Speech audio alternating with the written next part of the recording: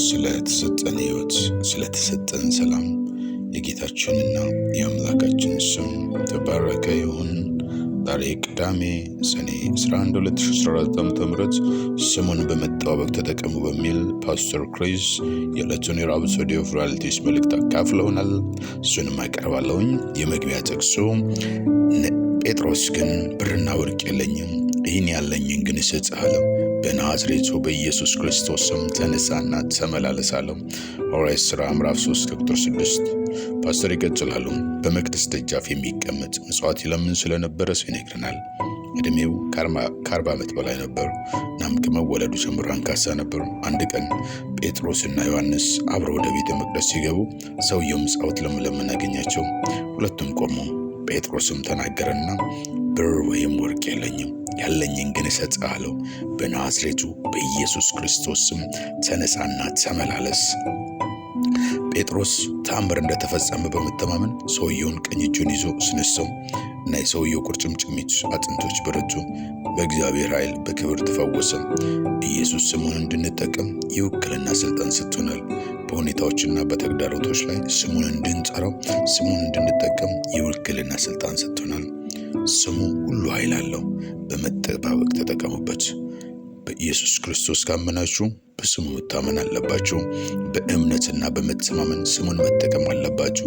ጴጥሮስ ሰውየውን በናዝሬቱ በኢየሱስ ክርስቶስም ተነስተህ ሂድ ባለው ጊዜ የሰውየው ቁርጭምጭሚት አጥንት በረታ። ብርታትን እንዳገኘ መጽሐፍ ቅዱስ ይነግረናል።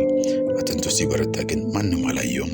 የእግዚአብሔር ኃይል በአጥንት ውስጥ እንዴት እንደሚሰራ ማንም አላየም። በመንፈስ ዓለም የኢየሱስን ስም ስትጠቀሙ ለውጥ አለ። እርምጃ እስክትወስዱ ድረስ ላታዩት ትችላላችሁ እና እርምጃ የምትወስዱት የምትጠባበቁ ስለሆናችሁ ብቻ ነው። ጴጥሮስ ተአምር ባይጠባበቅ ኖሮ ሰውየውን ወደ ላይ አያነሳውም ነበር። ፓስተር ይቀጥላል። መንፈስ ቅዱስን የተቀበልን በክርስቶስ ኢየሱስ ያለን እያንዳንዳችን ለከተማችን፣ ለግዛታችን፣ ለሀገራችንና ለመላው ዓለም የምንሰጠው ነገር አለ። ለእነርሱ መልካሙን ዜና እንሰብክ ዘንድ በስሙ ላከን።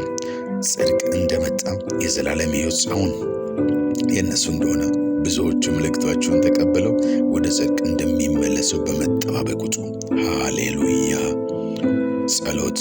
ውድ የሰማይ አባት በኢየሱስ ስም ስጸልይ ሁል ጊዜ ውጤት እናገኛለን የሚል ማረጋገጫ ስለሚሰጠን ቃል አመሰግናለሁ።